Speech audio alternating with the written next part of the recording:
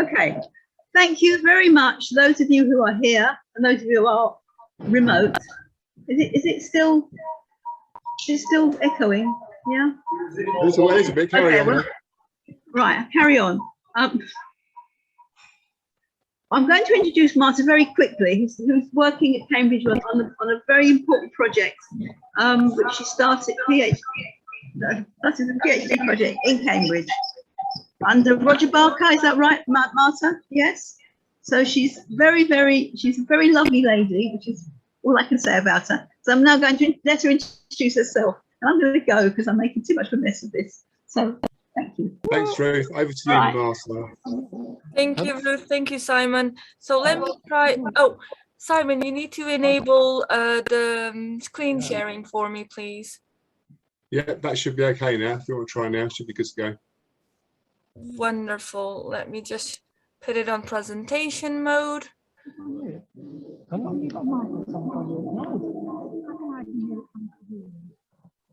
Yeah, that's coming through. A bit slow.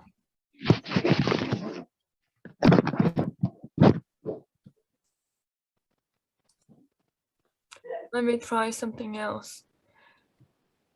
That's coming through now. Yeah, that's yeah. good. Can you see that's well? Good, yeah. Right. So yeah, that's good. Tonight, I'd like to talk to you about one of the projects in my group that is indeed led by Professor Rosa Barker and Dr. Caroline Williams-Gray, and also the topic of my PhD, the role of the gut and gut health in Parkinson's disease. I'm particularly interested in constipation and how it might affect the disease progression, but we'll talk a little bit more about that as we move along the presentation. Just a quick intro. So Parkinson's disease is classically known as a movement disorder, and it's characterized by tremor that can be as little or as big as the images running here, as well as rigidity, so stiffness of movement, slowness of movement, and also balance problems. Later on, as a side effect of the medication, people can have dyskinesias, which is this wailing movements that Michael J. Fox, one of the great ambassadors of Parkinson's disease, is displaying here in an interview. Underlying these features or symptoms, you have the loss of dopaminergic neurons in a part of the brain called substantia nigra. So this is the picture of a healthy control, and you want lots of red, meaning there's a lot of dopamine going in the brain. And even in early Parkinson's, the rule of thumb is about 80% of neurons have died when you start to present symptoms.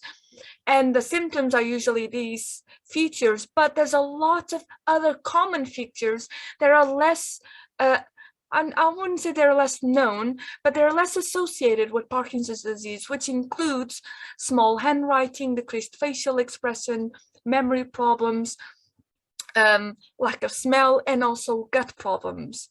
And these are very important, well, not only for people's quality of life, but also to make sure we have the right diagnosis. And within gut problems, you can have a range of disturbances. You can have constipation or decreased frequency of bowel movements, straining, and associated with this hard stools, a sense of you haven't quite finished, as well as abdominal pain, bloating, weight loss, drooling. And studies differ because of many reasons, because of sample size and how researchers ask these questions. But as you can see, they're quite prevalent gut features in Parkinson's disease. And perhaps the link between brain and gut is not quite well established, but we are moving towards a better understanding of this. We now know that constipation, so the reduced frequency of going to the toilet, is a risk factor for Parkinson's disease. So young adults who have constipation are more likely to develop Parkinson's at a later stage.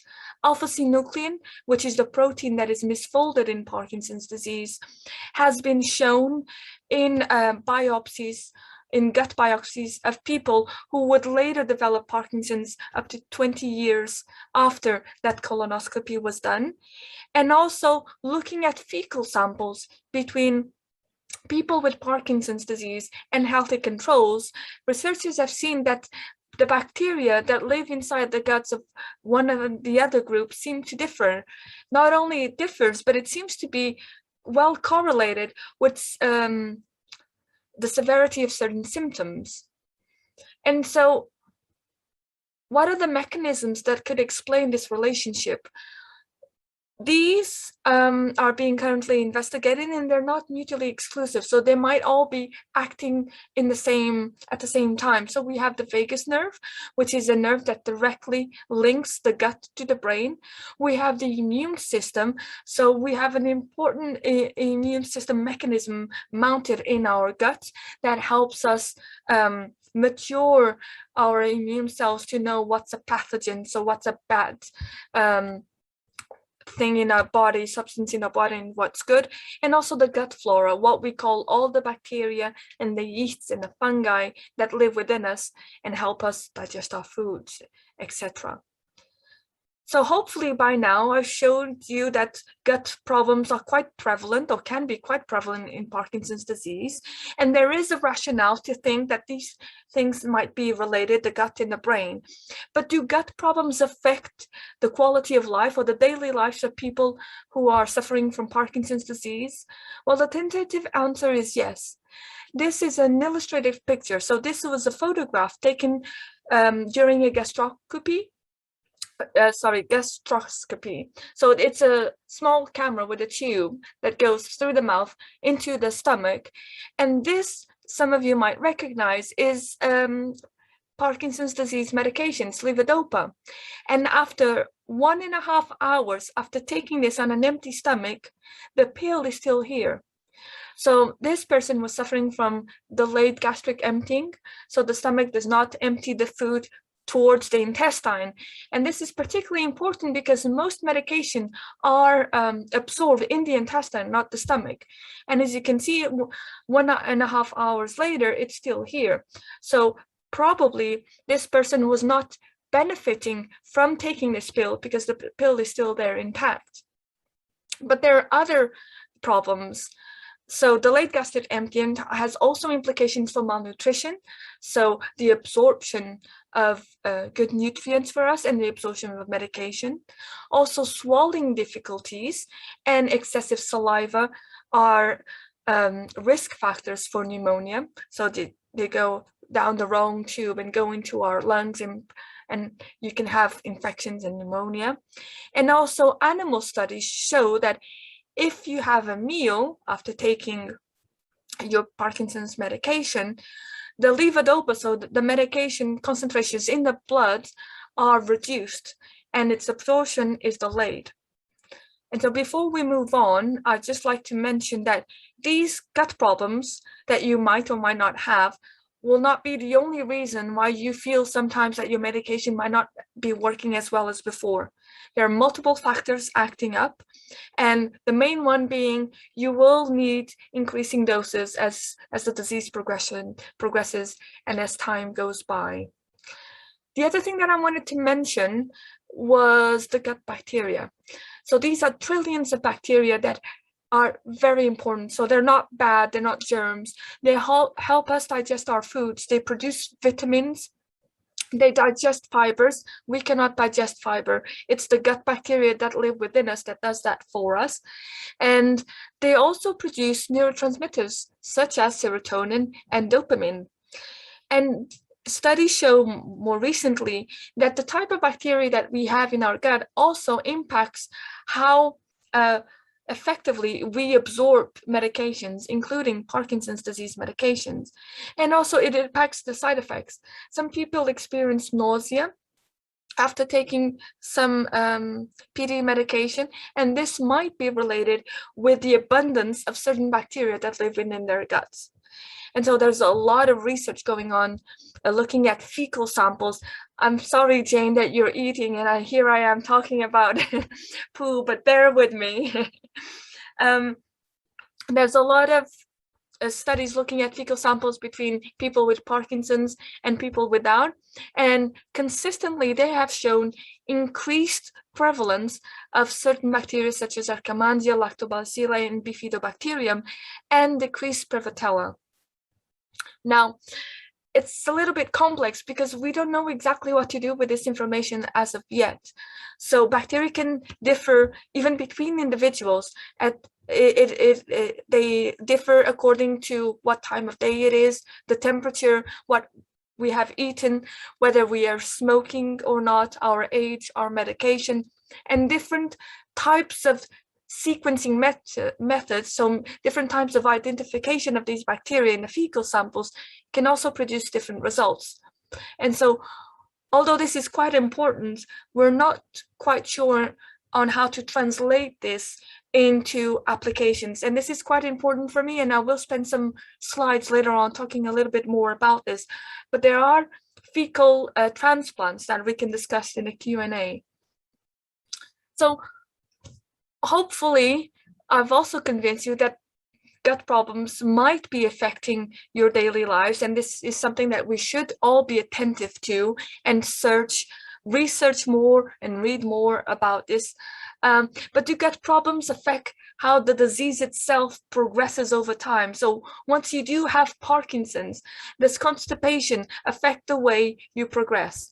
Well, I recently published, myself and my group recently published a paper showing that it might.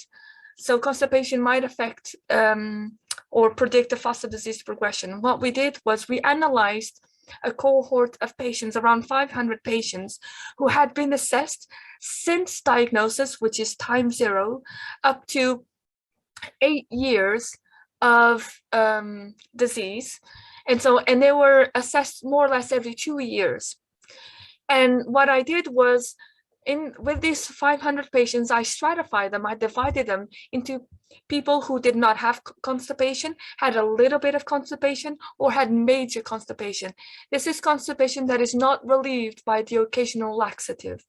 And what we saw is that people with Parkinson's disease and major constipation at diagnosis, not after, but at the moment of diagnosis, seem to progress faster to memory problems and also postural instability. But then when I adjusted for other relevant factors such as age and sex, we lost this association.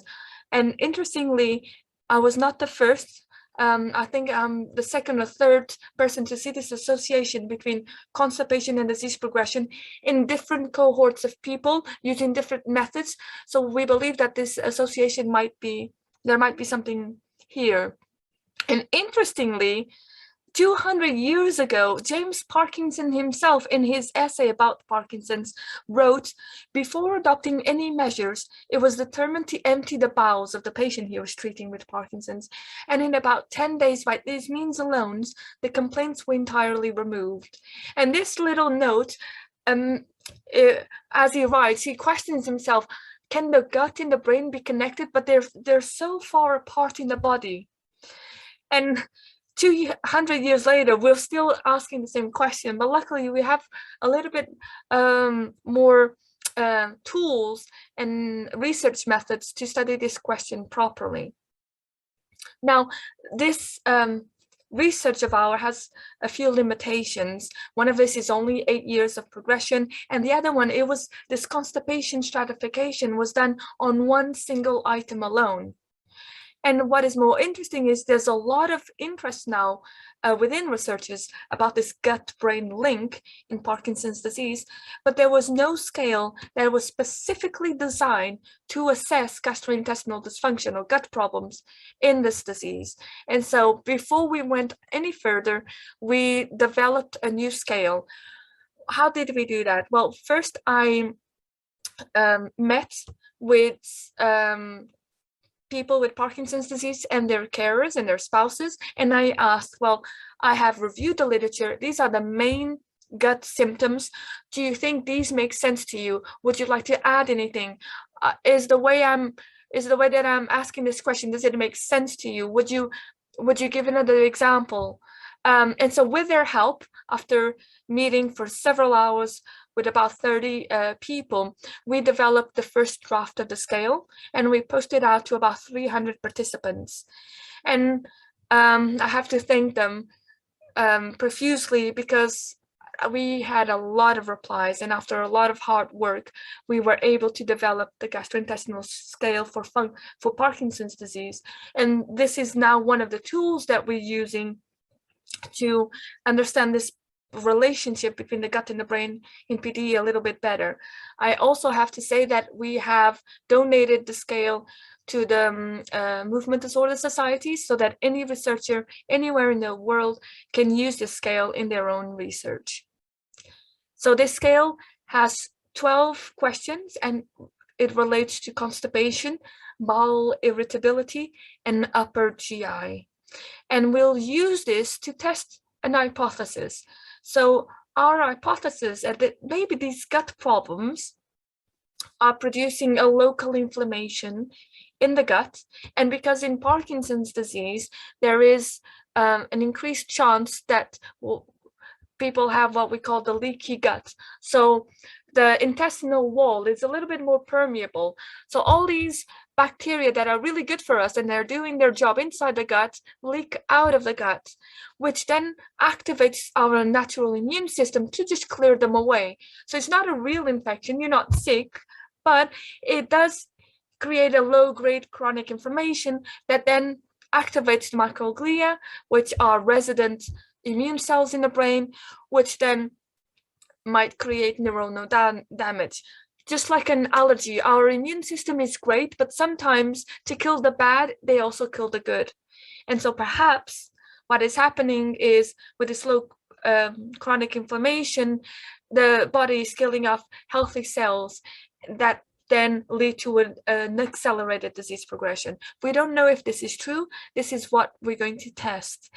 And how are we testing this? Well, first, we need to characterize gut problems. No one knows exactly what people with Parkinson's disease suffer from when we think about gut problems. Constipation is a big one, but there might be others. And we have to do this in context with whether they exercise, whether they're vegans or vegetarians or have a Western diet, their water intake, their smoking status. And we're also going to collect blood samples to see whether they have evidence of bacteria in the blood. And we're also going to collect fecal samples to see whether people with Parkinson's disease differ in terms of gut bacteria with their controls. And in this particular study, we made a point of not being any control, but usually it's a spouse, because spouses tend to eat more or less the same food and are exposed more or less to the same environment. And we're going to do this over the course of 3 years, and we've just reached our first year follow-up. We don't have many results to share regarding the follow-up just as of yet, but what I can share is when we try to characterize gastrointestinal problems, quite interestingly, across disease stages. So this is Yonin-Yar 1, so you only have unilateral symptoms here, 2 and 3, so according to increasing severity, gut problems seem to be more or less the same.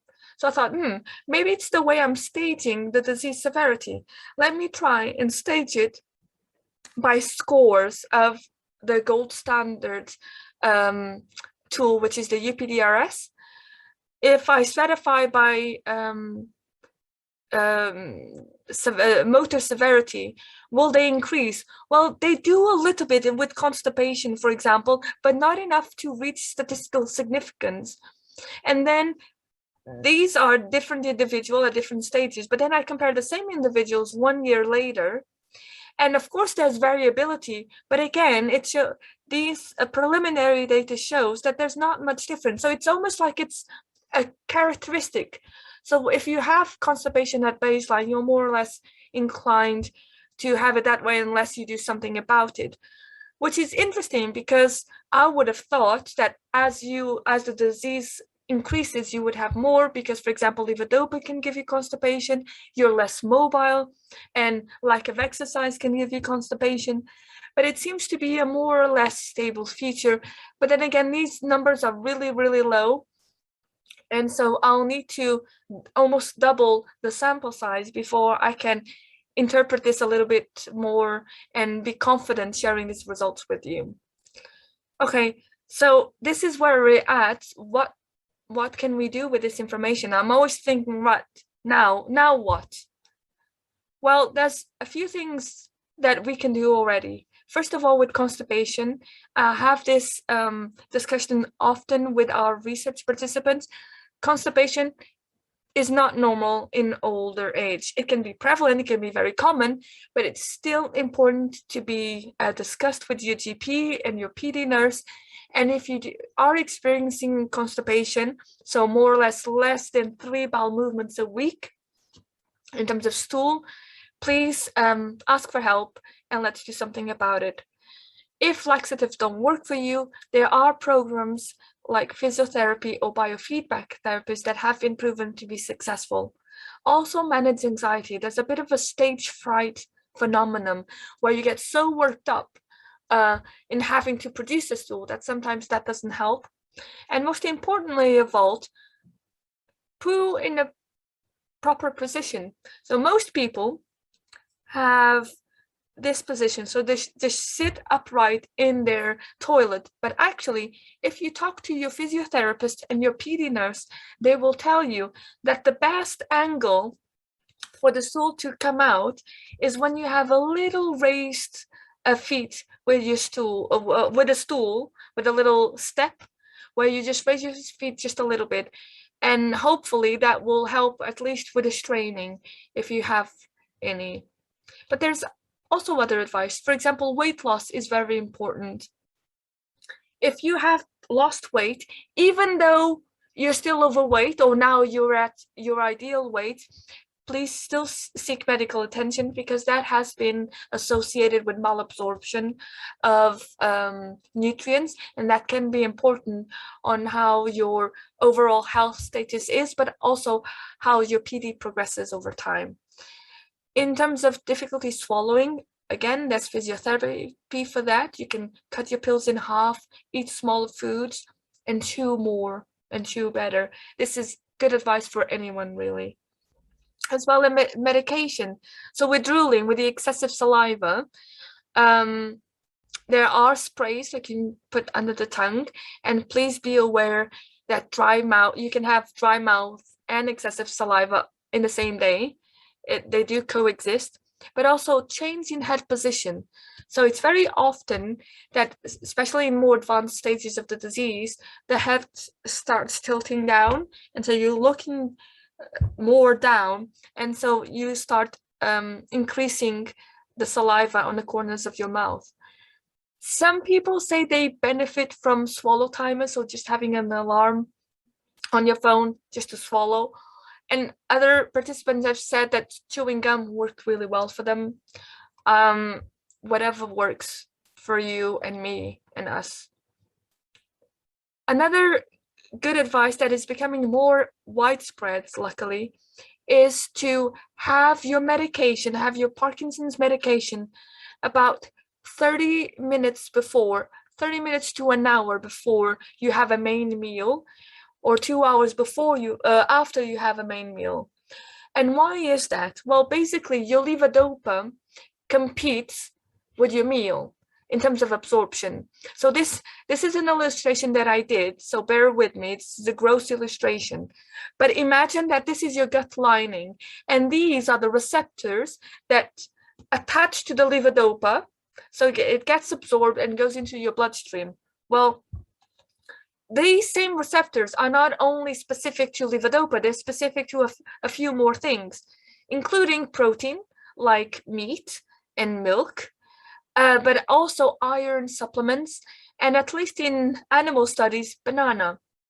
And so if these are the receptors that you have, in this case, in my drawing, I just made 5 in this little piece of gut.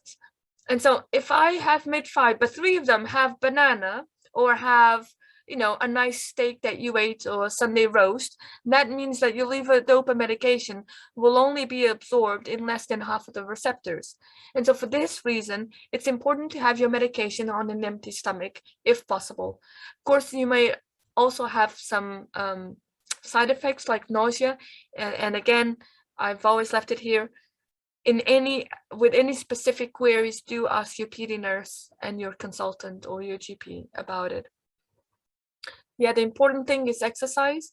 So especially with constipation, motility, so walking actually helps with constipation, because we all have what we call peristaltic movements. So as soon as we swallow, the gut starts contracting and pushing the food all the way down to our gut and through our gut. And in Parkinson's disease, this can be impaired, and walking helps. Of course, this must be exercise adapted to your physical condition, as well as Mediterranean diet. So studies show that Mediterranean countries have slightly delayed onset of Parkinson's disease. So you still have Parkinson's disease, but you get it slightly older, and also have been linked with a better progression. However, with like any diet, it is not fit for all. And so, for example, this is a very high fiber diet. So if you're celiac or gluten intolerant, this might not be right for you, or you will have to make major adjustments. Whenever you see something like this is the best diet for Parkinson's, any diet should be customized to you and your needs and your body's reactions to any type of food. And also, please get involved. I know I'm preaching to the choir here because we have a lovely group of attendees who are interested in knowing more, but please keep this going. Low mood and isolation are associated with decreased appetite and weight loss. And if you're likely to go out, you might eat different things and be with different people. And also, of course, please take part in research. I cannot thank enough the 300 people and more that have actively contributed to our results. Talking about research, so this is the advice that I can give you now, but there's also a lot of experimental treatments that we currently don't know if it works, but we're hoping they do. And we're having clinical trials, such as the fecal transplant between healthy controls to Parkinson patients, as well as probiotic clinical trials. So there are a few clinical trials already showing that probiotics help in reducing gut problems, but there's little evidence showing that they actually help Parkinson's disease. And again, it's a tricky one because most probiotics that are sold in the market do not reach the gut of life. We have an amazing system to make sure that bad bacteria don't enter within us and reproduce. And so we have a very acid stomach, and we make things very difficult. So most probiotics, when they reach the gut, the bacteria are dead. And so you need, when searching for a probiotic for yourself, you need to make sure that there are studies showing that the bacteria reach the gut alive. And most probiotics include lactobacilli and bifidum bacteria, which I showed early in my presentation that we know are increased in Parkinson's disease. So there's, I don't know what relevance this is. Maybe it's not these bacteria itself, but they help other bacteria that are beneficial. We're not quite sure. So just research before you buy. King's College is doing a clinical trial on Simprove. They should have results very, very soon.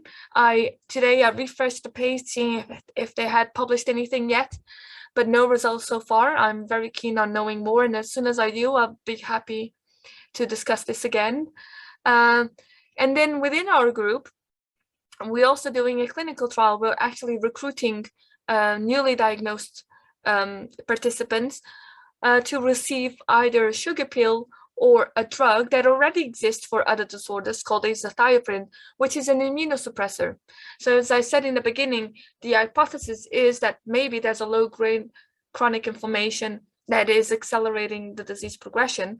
And so the rationale is maybe if we dampen down the immune system just a little bit, will it slow down progression itself? We don't know. That's why we are testing this through a clinical trial. But the reason why I included this here is, interestingly, this drug is a standard treatment for autoimmune disorders such as Crohn's disease, which is a disease in which the gut becomes inflamed. And so We started recruiting now, and again, within about a year, we'll let you know more. But this is interesting because it's already a established drug, and so between here and market, and it's a very cheap drugs. So hopefully, if we observe that this is a helpful drug, it should be relatively easy and available for patients within perhaps 5 years. So in summary, gut problems seem to be frequent in Parkinson's disease, although they don't affect everyone, and affect quality of life and possibly the disease process itself. Please be attentive to your gut. Do not dismiss it as old age or Parkinson's. Do ask questions and do get help. Many beneficial strategies are actually quite easily accessible. And be attentive to new research on this topic. Participate in research. We can't do this without your help. And please bear in mind, this is not the full pictures. Other things will definitely be playing a role in the way you experience your health in general.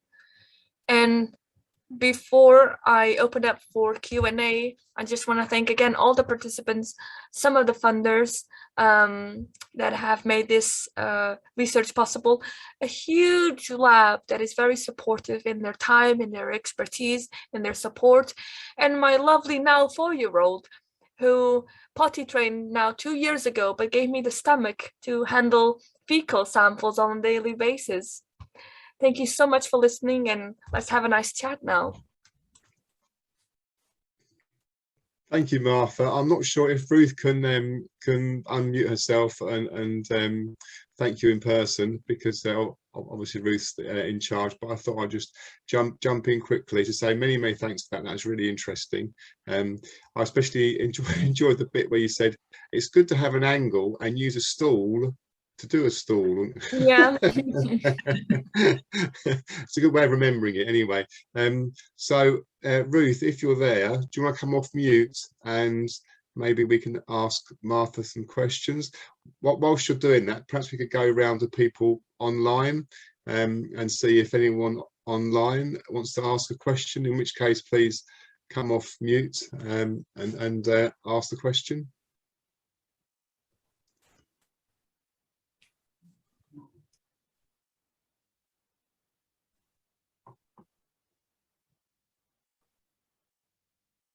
Janet, yes, please ask your question.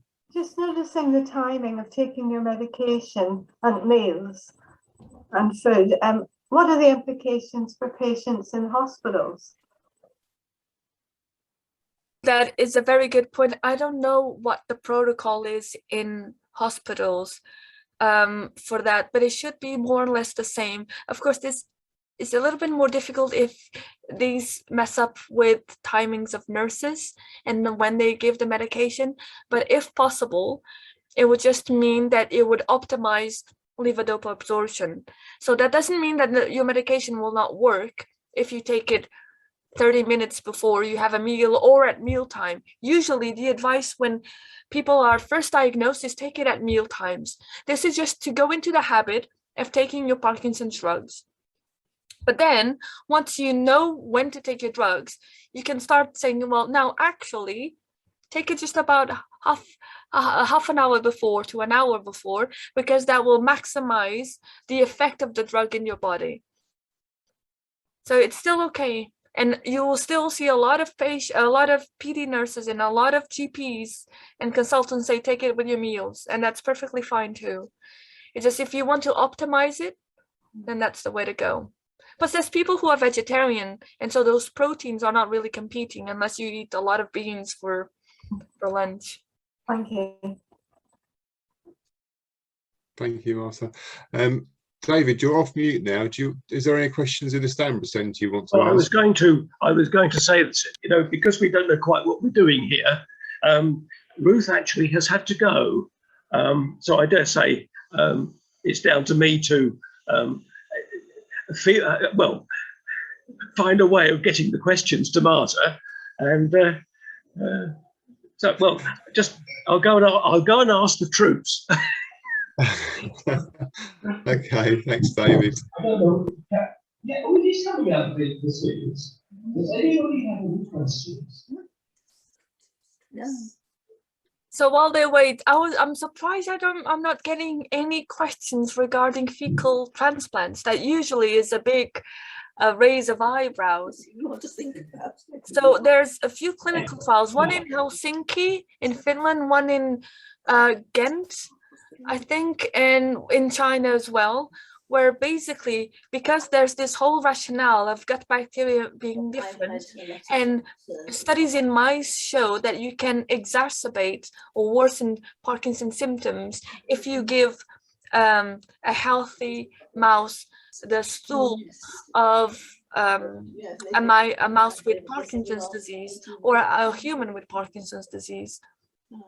Then there's a rationale to say, well, maybe considering that fecal transplants are already approved for depression in the States, well, will they help Parkinson's disease? And so the idea is for a healthy donor, such as a spouse, to donate a fecal sample. You could either dehydrate it and put it in a capsule, so it just looks like a normal pill, or go through a nasal sonda directly to the person's stomach. And perhaps that will help with Parkinson's progression and symptoms. Again, we don't know, but there are ongoing clinical trials for this. And it already exists for other diseases.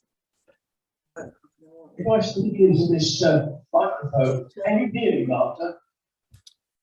We can just about hear you, David. It's not that clear, but we can just about hear you. Simon, would you mind repeating? Because I want to pass the microphone to somebody with a question. Can you hear me? We can hear you, yes. Yes, go ahead. But can Marta hear me? No, I'm sorry, Simon. Would you mind repeating that question? No. Yeah, sure. Okay. David, if you can tell me the question, I'll repeat it to Martha.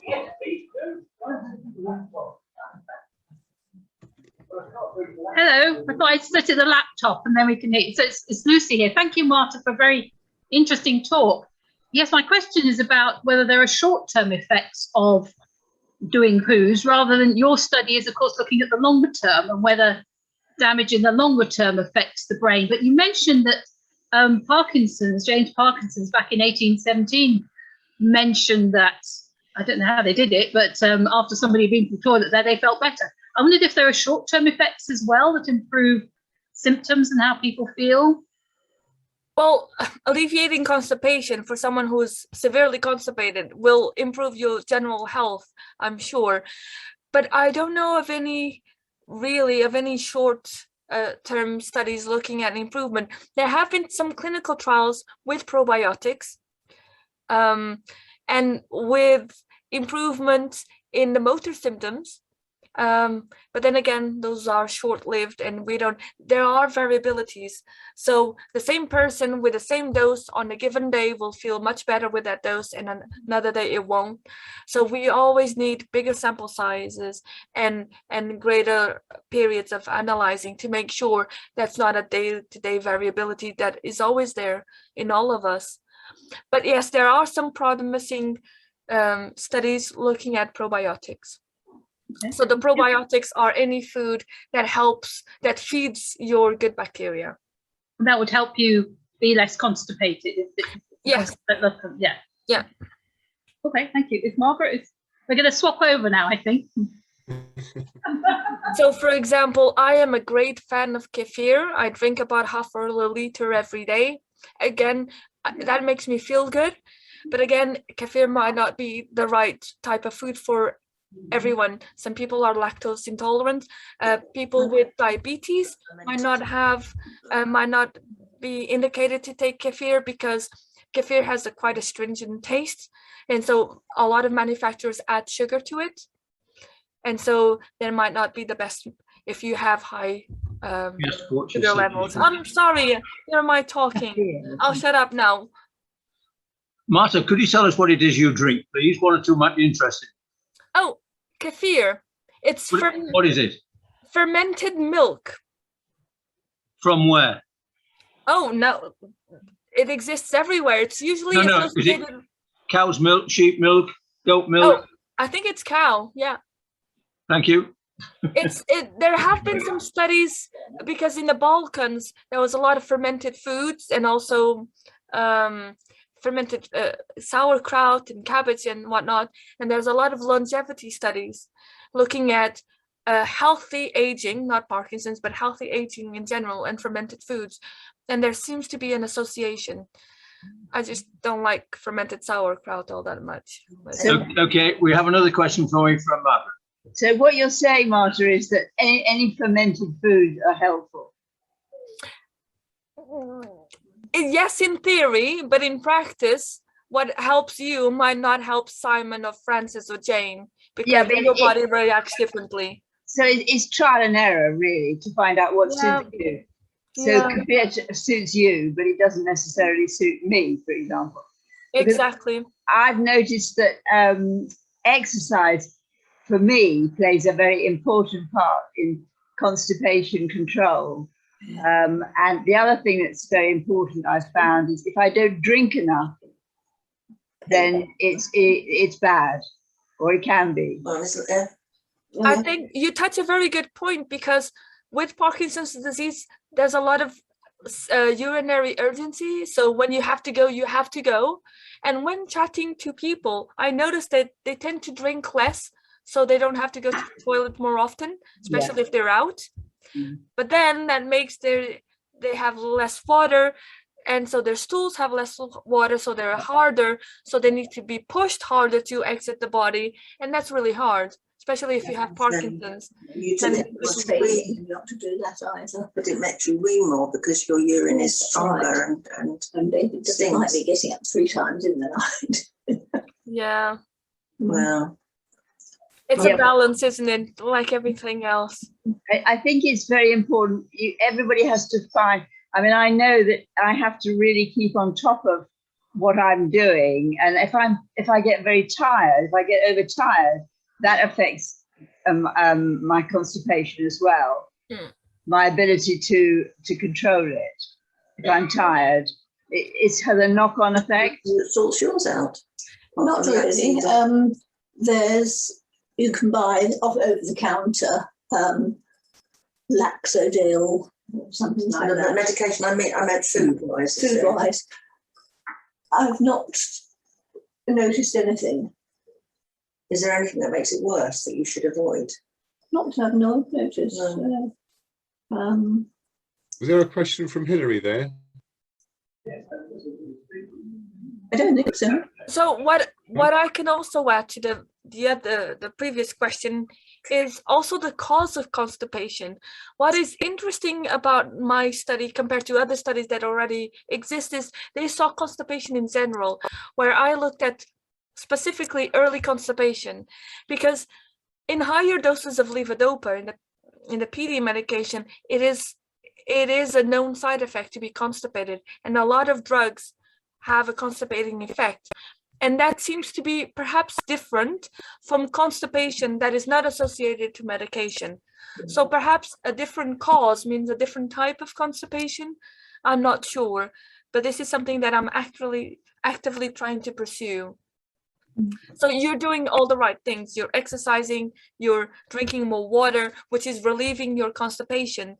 But I wonder if that's the type of bad constipation that is making people progress slightly faster, or is activating the immune system. So these sorts of questions are what myself and my group are trying to answer. But for me, if I'm constipated, then my Parkinson's symptoms are exacerbated. Whereas if they're under control, if I'm exercising and I'm sleeping well, and all those sort of things, then my Parkinson's is much better. Yeah. Oh, you also should take. Oh, sorry. You should also take that little quote from James Parkinson's with a pinch of salt, because this is 1800s, and he was able to characterize a disease by seeing 6 people, I think 2 of which he just saw across the street and never actually examined them. And so the complaints of the patient after taking some laxatives could have been entirely removed for that day, or maybe he was just trying to please the physician, or something else happened that made his complaints get a little bit better. Regardless of what, I think I did find it interesting that James Parkinson was asking the same question as I am 200 years later. I think there's another question from people in the Stanborough Centre. Sorry, yeah, please carry on. Yeah, hi Simon, this is Keith. We have Rose with us who would like to give a question. I'm interested in the discussion, and most of the solutions that you've found helpful so far are around diet, which I know is sort of the current wisdom on the subject of constipation. I don't have Parkinson's, but my husband does, he's with me, but I have had chronic bowel problems in the past, and I was given a regime which is periodically, if I need it, to take a combination of senna and bisacodyl, because one stimulates the bowel and one softens the stool, and it works. If I need it, that will sort me out. I'm just wondering, and yes, good diet obviously along with that. So I just thought I'd throw that in, because it becomes, otherwise it feels a bit like it's two camps, so to speak. And they might be, actually bringing them together might be helpful, as it was in my case, for different reasons though. Yeah. Thank you for that. Just a comment to that is, I purposefully avoided talking about laxatives, although of course you should ask your GP and your PD nurse what kind of laxative suits you more. The reason is there are different types.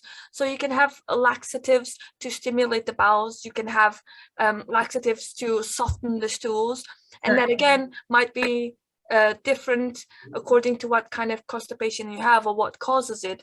And so instead of naming laxatives, I will leave that to your health care physicians. But it's still a potential. Oh yes, of course. Solution. Yes, yeah, definitely. And the healthcare professionals can tell what sort of constipation it is. Yes, and you can also do laxatives over the counter, and that's also okay. Yeah. Yeah. Thank you. Thank you, Rose. Was there anyone else in the Stanborough Centre that had a question to ask Marta? Anybody else got a question? Hello.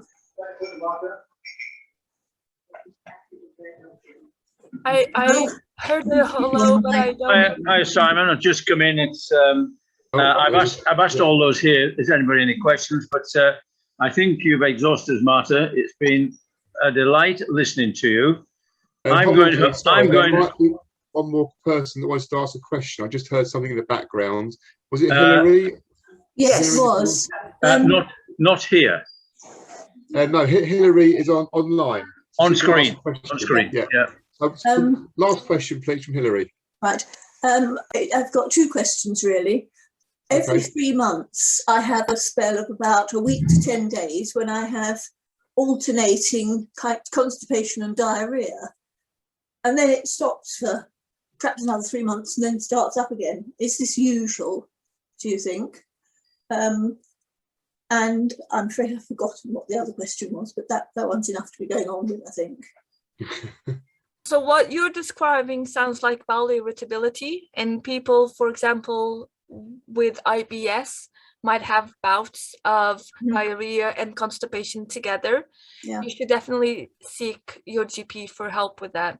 Yeah. It might be with IBS, there are food triggers. So foods that trigger you to have that. Maybe you're every so often, every 3 months, you're eating something that causes it, or it might be something else. Yeah. Considering what we've discussed and that might be affecting your overall health, I would definitely have that checked out. Thank you very much. So I have a question. Technology. Can I? All right. Okay, last question then. That's coming from Stephen, please. Carry on, Stephen. Okay, my wife will ask the question. I'm just wondering, is all the Martha's research is just done on the bowel and constipation? There's no other, is it all about diet and constipation? Have you researched any other things about Parkinson's? So the topic of my PhD and what I'll be focused on for the next 3 years will be gut problems. That also might include the upper GI, so problems in swallowing and excessive saliva, etc.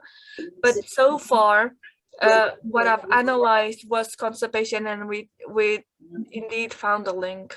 Yeah, because well, it's very interesting because my husband he has ulcerative colitis for many years, suffered from that, and then about 3 years ago we diagnosed with the Parkinson. So I was just wondering if there was any link there or anything there. There is, yes. I'm sorry I didn't mention it, but there have been epidemiological studies looking at people with ulcerative colitis and, for example, Crohn's disease and even IBS. And adults with these conditions are more likely to develop Parkinson's in the future. So your husband was already at a greater risk than yourself if you didn't have any of these gut problems. And again, that builds up a link or rationale behind this research. Very interesting to pass on to the next generation. Oh, you're a darling. Thanks very much. How are you? Thank you very much, Martha. Nice. Thank you. Great. Thank you, Marta. I think Keith wants to say a few words. So over to Keith. All I was going to say, Simon, is I think we have about 15 or 16 of us down here at the centre. It's been quite a fascinating story. I'm now going home to have my dinner now, Marta, so I'm going to see whether I want it or not. But having said all that, I'm quite sure it's been the most informative way you put things over. Tremendous amount of research, and I can see you have great enthusiasm on the subject you have there. And can I thank you so much indeed for taking the time to come and talk to this branch in relation to it. It's been an interesting one for us as well, both doing it online through the Zoom process and actually here with David Jones has set it all up. And it's been working reasonably well. We wanted to really go through it well. But I think all in all, Marta, to say thank you very much indeed. We most appreciate it. Thank you for having me. Thank you for your time. And I think I gave a talk to the group about 2 years ago. So maybe see you in 2 years' time again.